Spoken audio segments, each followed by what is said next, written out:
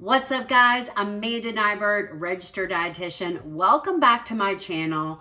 Today, I'm going to be diving into the topic of carb cycling. That's right. Carb cycling is a really popular nutritional strategy. So I want to break it down on how to use it, how to implement it in your life, and kind of talk about, is it really necessary to carb cycle? Now, I will admit I do teach carb cycling in my program, but I often get asked by so many people, Amanda, do I have to carb cycle? Can I do all low carb days? Can I do all regular carb days? Can I do high carb days? Like, what's the deal? So let's start out by talking a little bit about what carb cycling is. Obviously, in my lean program, I teach a macro approach to weight loss. I feel like it's really important that people have an understanding of the macronutrients in the food in which they're eating. You need to understand the caloric component, and you need to understand the breakdown of the macros. Just a little side note to all of that. You know, there are 4 macronutrients that we look at. Carbohydrates, proteins, fats, and the 4th one is actually alcohol. The total of your macronutrients equals your calories. So you'll often hear people saying, I helped my client because I told them to stop counting calories and start counting macros. Well, here's the thing. When you're counting macros, you're counting calories, okay? They all go together. Now, I teach a very specific macro approach in my lean program because after 20 years in the space, I recognize that trying to manage all 4 macronutrients in a perfect ratio every single day is impossible. It's overwhelming and people tend to fail. So in the lean program, we focus the most on optimizing protein and staying in a caloric deficit. Okay, so at the end of the day, I give my clients carbohydrate goals. I give my clients fat goals, but they're just suggestions. Their goals can be higher or lower as long as they stay in a caloric deficit. Now, just to refresh your memory, for every gram of carbohydrate and every gram of protein, you get 4 calories. For every gram of fat, you get 9 calories. And for every gram of alcohol, you get 7 calories. So that's how the sum of your macros equals the sum of your calories. So let's talk a little bit about carbohydrates. Number 1, we do know that carbohydrates can have a very negative impact in your overall health, your body, and your ability to lose weight when they are used in an abundance. So we'll talk about what an abundance is, but also out of the wrong proportion with adequate protein, fibers, and fats. That's really the kicker here, okay? The consumption of carbohydrates and sugars causes our blood glucose levels to rise in our body. The more carbohydrates and sugars that you consume, the higher your blood sugar goes. Anytime your blood sugar is elevated, the body, your pancreas secretes insulin, which is utilized to help bring that blood sugar back to normal. Okay, that's a very normal process. You eat carbs, your blood sugar goes up, your pancreas secretes insulin, your blood sugar goes down. That's a very normal process in a normal person, all right? Now, what we've learned over the last 2 decades is that insulin is the number 1 fat-storing hormone in the body. Anytime insulin is present, you are going to be storing fat. It is impossible to burn fat in the presence of insulin. And because of this, we started to kind of really focus on carbohydrates as enemy number 1. And I can kind of agree with that. You know, back in 1977, you could have all the carbs you want. Fat was enemy number 1, okay? Then we kind of had a reckoning with fat. We realized fat is good for you. Fat fills you up. It keeps you full. And so we started to turn our focus into carbohydrates and sugars. So now carbohydrates are enemy number 1. So again, what we fail to understand is, and sometimes what we fail to teach people is there is a balance, okay? Right now, the rhetoric is the only way to be healthy and lose weight is to eat no carbs, to be low carb. And all of you have tried a low carb diet in the past, okay? And you probably have all lost a lot of weight on a low carb diet and you gained it all back, because eating low carb every single day is not sustainable. Okay, it's very important that if you want to see long-term weight loss success, that whatever program that you're doing, whoever you're working with, is not radical in their nutritional approach. That they allow all the food groups, that there is flexibility in everything that you can and cannot eat. Again, I've been a registered dietitian in the field of weight loss for the last 20 years, and I'm telling you, it's the only thing that works. Balance.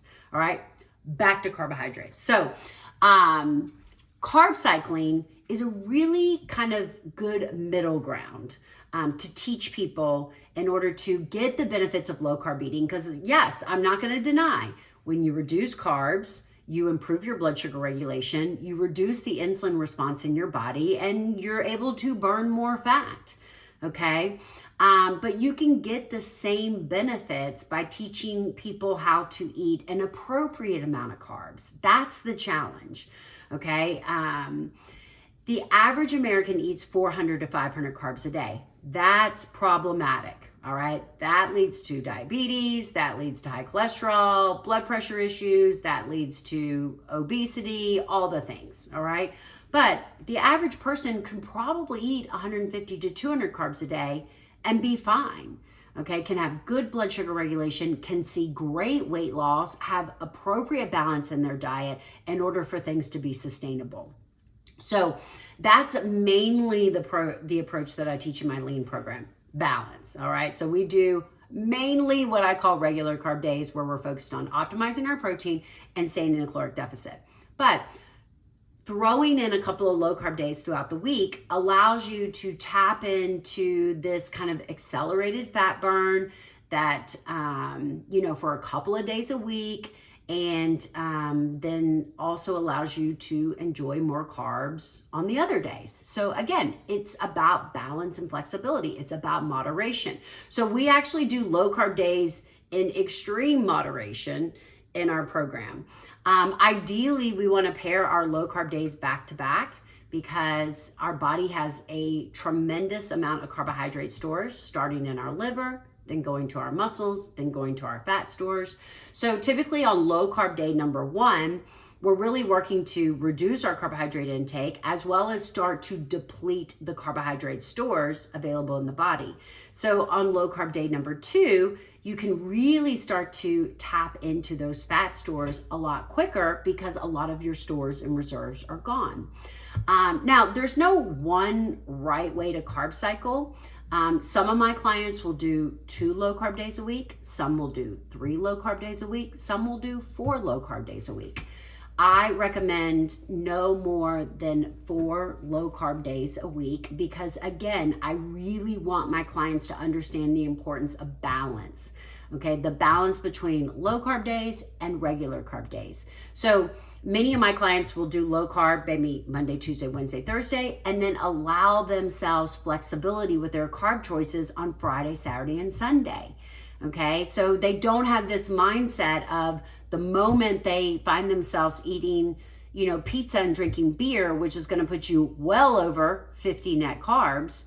They don't have this mindset of, oh, I've blown it. I've already screwed it up, and I might as well have ice cream with it. Or, I might as well have donuts the next morning and start fresh on Monday.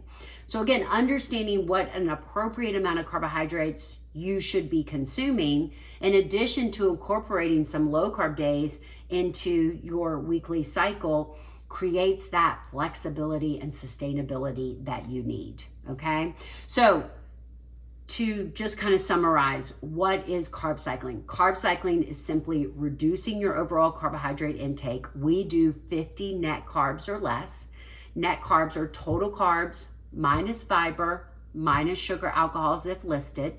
Okay, because fiber's a good carbohydrate. I want my clients eating 30, 40, 50, 60, 70 grams of fiber a day, and I don't want it to count against you. But fiber is included in total carbohydrates. All right, so that's why on our low carb days, we focus on net carbs. Okay, 50 net carbs or less. So my client could have 50 carbs, 25 grams of fiber, which equals 75 grams of carbs. But in reality, they only had 50 net carbs. All right, so that's what we're looking for. And then on their regular carb days, we focus on a more liberal approach. Okay, I mean, again, everyone's macros are different, but most people are going to be somewhere between about 150 to 200 carbohydrates a day. Okay, so that's what carb cycling is: cycling between regular carb days. And I like to call them regular carb days because high carb is not good. Okay, so, and high carb is not 150 grams of protein. I mean, grams of carbs. High carb is not 200 carbs. Remember, high carb is 400 to 500 carbs. So I try to be really specific about my language between low carb, regular carb, okay, adequate carb versus high carb, which we want to avoid. Now, the big question always comes about is, do you have to carb cycle? And the answer is absolutely not. You do not have to carb cycle. All right, I'm filming this in April. I just did a 10-week cut in January.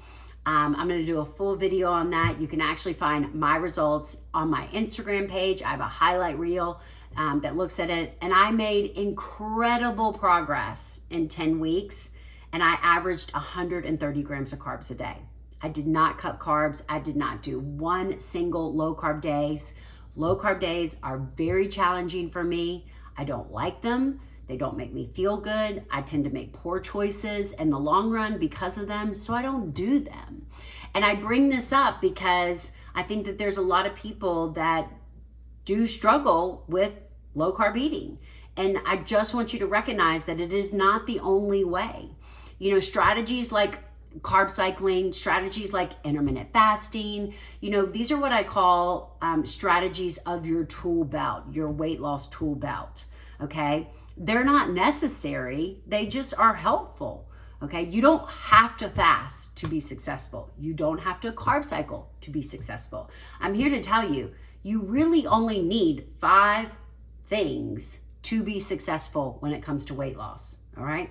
And that is adequate protein spaced throughout the day, eating in a caloric deficit, adequate activity, daily steps, exercise, sleep, and good hydration, plenty of fluid, specifically electrolytes. Those are the only 5 things that you must do. All right, everything else is optional.